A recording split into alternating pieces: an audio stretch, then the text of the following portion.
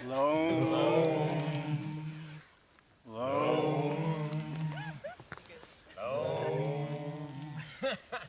Ask, and you shall receive. The loam monster has been laying tracks all over the Central Oregon Cascades. You just have to be willing to put in a little work and know where to look to find it. In this case, we found it with the help of Transcascadia Excursions, which is really just another project undertaken by the same Transcascadia, who puts on the eponymous race that sells out every year in spite of, or perhaps because of, its famous brutality toward participants. Well, that same brutality applies to the excursions, as there was no shortage of climbing today. The day began with us being dropped off at the South Pyramid Trail, where we headed north for about a mile or so. That was not horrible until we reached the junction with the Pyramids Trail, which was dreadful. Now, I feel like before I go into a predictable rant about the steepness of this first section of the ride, I need to point out that the gorgeousness of the forest alone makes this ride completely worth it. On a scale of 0 to Gifford Pinchot, this is Gifford Pinchot. Yep. GP level fun here. It's not like the trail doesn't warn you what's in store for you. Just as you round the corner into this old landslide, the top of the three pyramids loom 1,000 feet overhead. Foreboding. The views do make this suffering feel more meaningful. For a moment, I was afraid to advertise this trail, but you won't ride it. You'll make it halfway up pyramids, wimp out, and turn around. The 1.3-mile section ascending to the top of three pyramids ascends about 1,500 feet and is entirely hike-a-bike. It will only tantalize you with the possibility of maybe pedaling any part of this section. All right, our first pedaling in like a half an hour. Woohoo! I'm gonna pedal. We're pedaling. We're pedaling. Oh, too bad. No more pedaling.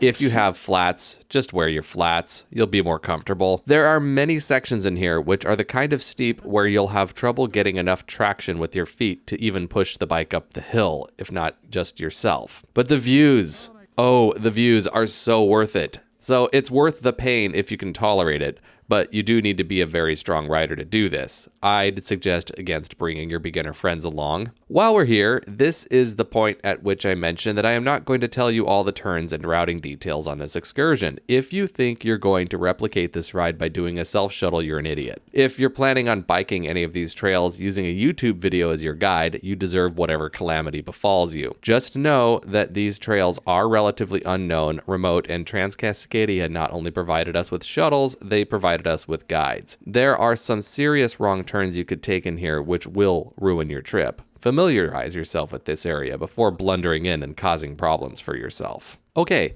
that disclaimer out of the way, let's get on with the review. So is this where the descent starts?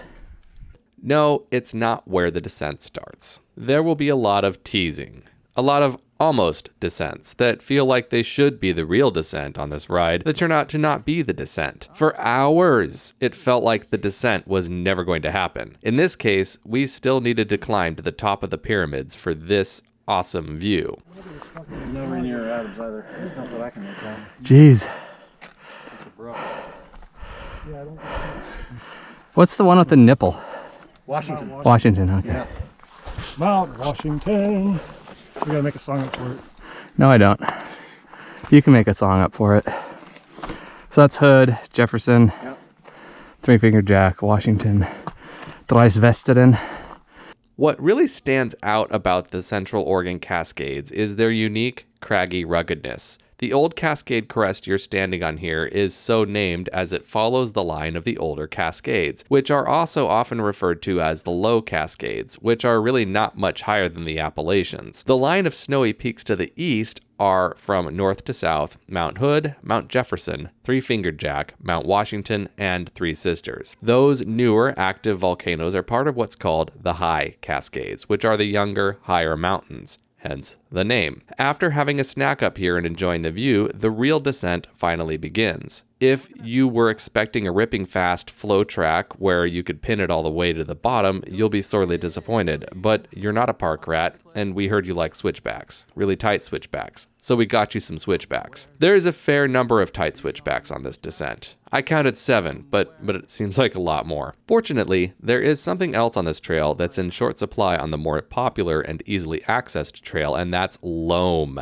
So much loam. This right here is the reason I am reticent to even make a video about this, because now y'all are gonna know about this and want to come ride it. Well, there's no shuttle to the top of this, so at least there's that saving grace. It's also kind of hard to get to. Now, I measure all my backcountry fun on what I call the Gifford Pinchot scale, because I'm from Southwest Washington and the Gifford Pinchot is the closest national forest to me. And it also happens to have some of the gnarliest, best forests around with some truly underappreciated riding opportunities. On the GP scale, where 0 is a paved trode through a subdivision in Beaverton, and GP is Gifford Pinchot equivalent awesomeness, this trail is a full 1.5 GP, meaning I gave it an extra half GP because of the loaminess, something severely lacking on the motoed out trails of the actual GP. Now, the forest itself is certainly no more than a 1 GP, which is still saying something, because the forests of the GP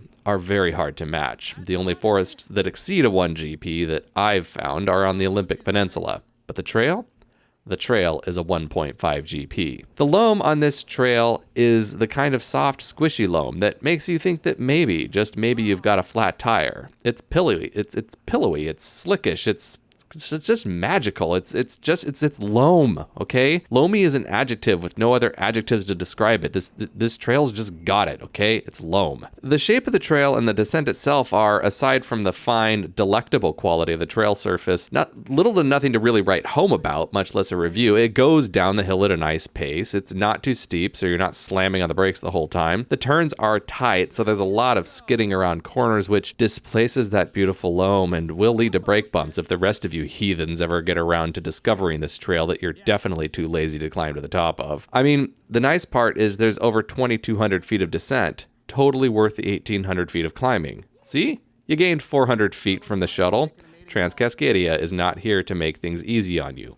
Slacker. This is raw hiking trail. It's all the oldest of the old school mountain biking through here, and if you keep that mindset, you're going to have a lot of fun on this descent. That was my favorite part of this, just recognizing that this trail was here long before our sport was ever even a thought in someone's head. This kind of single track was the raw material from which our discipline evolved. And man, there's just something about an OG trail like this that no bike-specific trail can or ever will replicate. It's not about your Strava times out here. It's not about catching the most air or building the most nar chunder. No, this is all about pure, unalloyed, and undiluted pleasure in your 3 favorite things: mountains, bicycles, and single track. It's just one of life's cruel ironies that you'll never get to enjoy this anywhere other than single track that wasn't built with bikers in mind. Presently, the trail arrives at this cool little log crossing Pyramid Creek before climbing 152 feet over 1.5 miles to the North Pyramid Trailhead, where the van was waiting for us. And I guess you could have a shuttle rig waiting for you if you were insane enough to spend all the time staging 3 shuttle points or have a significant other with no self-respect. One of the nice things about paying someone else to shuttle and guide you is that you can leave your lunch in the van and they'll bring a big old bucket of water for you to fill up your Camelback. You know, having a support vehicle is kind of nice. Also, setting up the logistics of this on your own would require 3 cars and hours of retrieval time. Don't be an idiot. Sign up for the excursion the next time it comes around. Also, the camaraderie and conversation you develop really just adds to the experience. Well, like, you know, because if you're like firing gun dogs that can also fire guns, it's like an aircraft carrier carrying planes that can fire, you know, like that can go out and then cause more mayhem. So the gun dog gun is deploying gun dogs, right? Increases the range of the gun.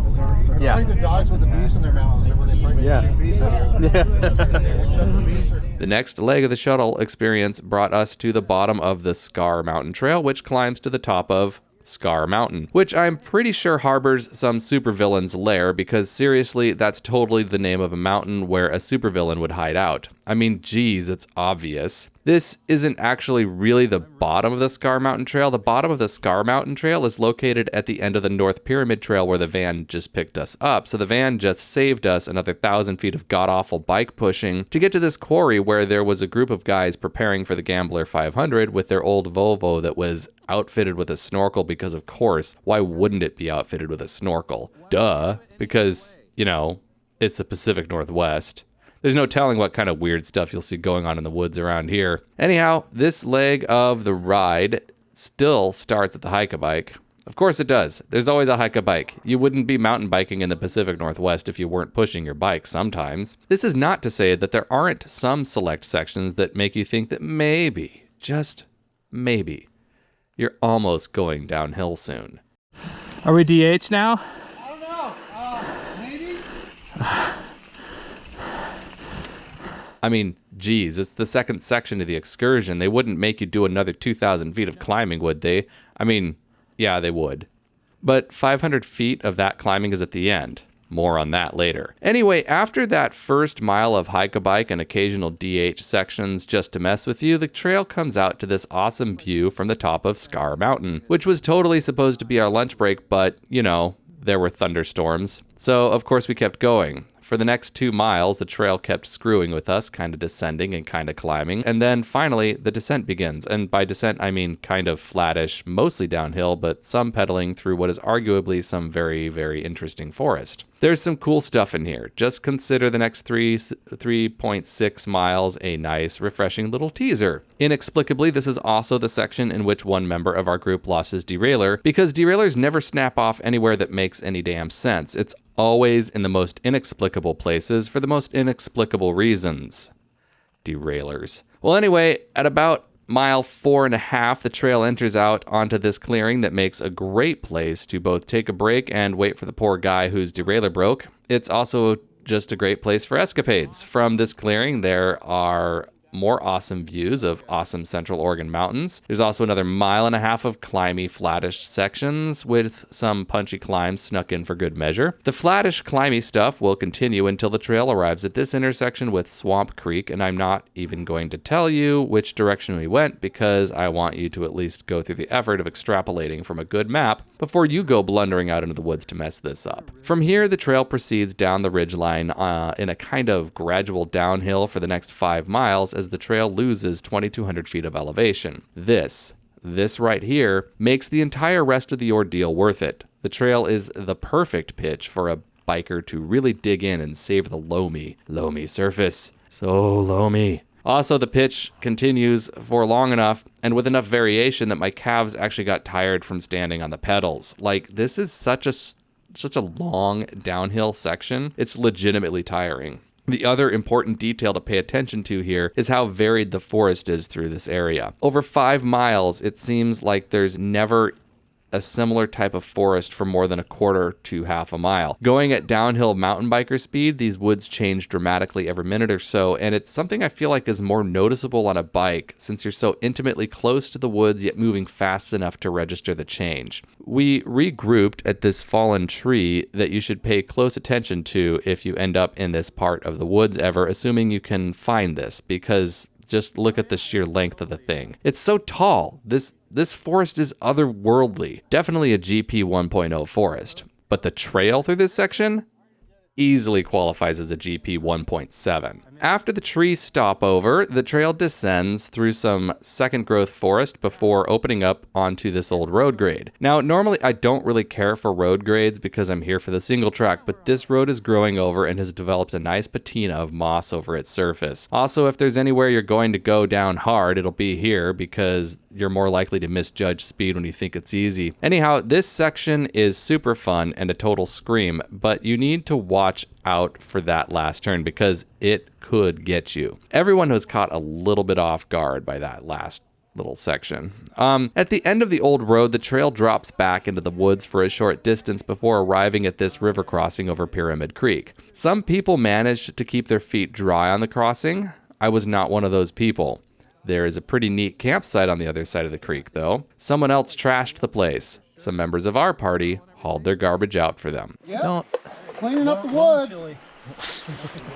Pack them out, boys. Do your part.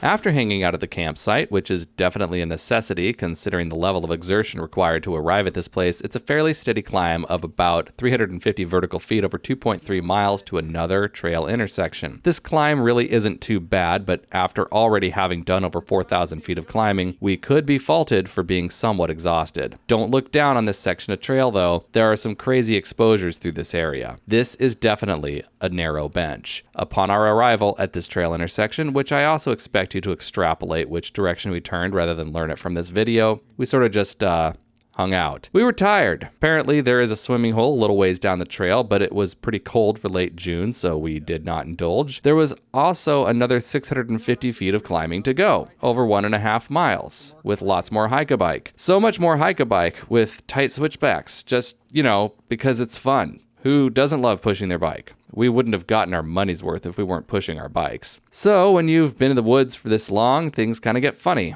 Around this tree, up that corner, take a right, then over a bridge, a left, a right, down and up, through some ferns, and you're there. Also, our intrepid guide is carrying those pots and pans because they were left at the campsite down by the creek. Not to cook with. I mean, he could be a very keen chef, but that was definitely not why he had crockery strapped to his camelback. That would be crazy. And then that's that. This is not a ride you could replicate without some serious shuttle and guide support like we got from Transcascadia. But it's still important for you to know what's in these woods. Ride these trails in any combination and any direction. Don't hesitate to put rubber on this loam. The saving grace of this area is that no matter how much interest it generates, riding these trails is a real commitment, and you've got to be strong and intrepid to pull this off. A lot of mountain bikers are too whiny to push their bikes for 4 miles, so that fact alone is going to keep these trails pristine. But I, for one, would never have guessed any of this was out here if Transcascadia hadn't pointed it out to me. I'm glad they did, and this trip was well worth my while. I've walked away with a different view of the Central Oregon Cascades than I had before. I wish I lived here.